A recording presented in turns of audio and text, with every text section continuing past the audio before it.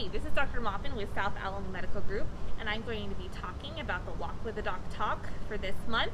I'm going to be talking about vaccines because it's something that's very important for everybody and is personally important to me. So I just wanted to start off by talking about the history of vaccines. Vaccines were discovered because there was a doctor who realized that although many people throughout the world were getting smallpox, which is a very dangerous disease that leads to sores on the body and can even lead to death, the milkmaids who were interacting with cows on a regular basis were not getting smallpox. He noticed that they were instead getting cowpox, which was mostly just leading to some lesions on their hands, but was not actually leading to the more serious disease that smallpox was. So with this discovery, he found that if you are injected with something similar to a disease, your body can learn to fight off that disease and protect you from the more serious disease. So he injected a boy with cowpox, and he was therefore protected against smallpox. Because of this, we started to develop vaccines, and now smallpox has actually been eradicated because of his work with vaccines. So there are vaccines against many different illnesses. We get vaccines against tetanus, diphtheria, pertussis, polio, measles, mumps, varicella. There are many vaccines that are now available to us today through the discovery of the vaccine against smallpox, and now that many other vaccines have been developed. Basically, you get an injection of either a live vaccine, which is modified so it can't create disease, or a dead vaccine. And either way, that makes you be able to have protection because your body recognizes the illness, so you have protection against the more serious illness.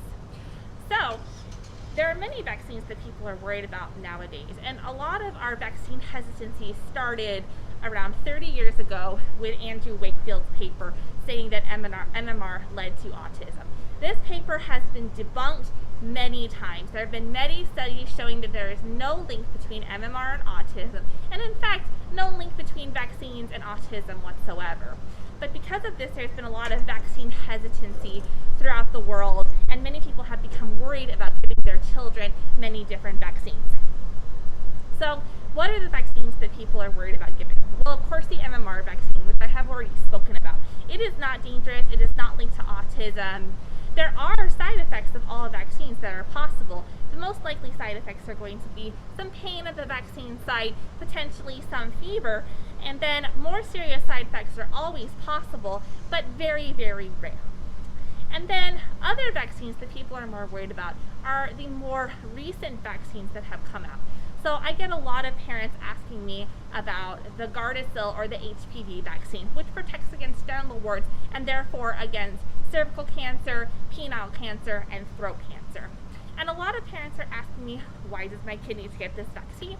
My kid is not yet sexually active. Why would I need to protect them against sexually transmitted diseases, other things?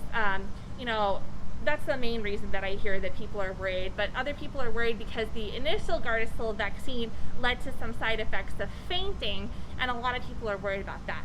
With my experience, no one that I have talked to has had a serious side effect from the Gardasil or HPV vaccine. None of my patients have. And they actually did a study in New Zealand where it's a mandatory vaccine where it does such a good job against protecting against cervical cancer that their cervical cancer rates have dropped precipitously. And it's very important that we give all of our girls and boys this vaccine to protect against cancer. The other vaccine I get a lot of questions about is the flu vaccine. A lot of this is because it's not a very effective vaccine because we have to guess each year which is going to be the strains of the flu that are most serious.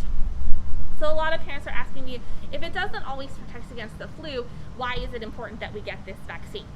Well, they have done studies, especially in the last couple of flu seasons, where they looked at children who were admitted to the hospital versus children that got the flu and were not admitted to the hospital. And most of the children that ended up admitted to the hospital with the flu had not gotten the flu vaccine, while people who had had the flu vaccine and still got the flu seemed to have a more mild course of disease and did not get as sick. So my thought is, even though it may not completely protect you against the flu, because as I said, we don't always know which strains of the flu are going to be going around this year, it seems to protect against more serious side effects and about being hospitalized from the flu. So I do think it's very important to get this vaccine. If you have any other questions of vaccines, I would be happy to talk to you about them. Our clinic is open.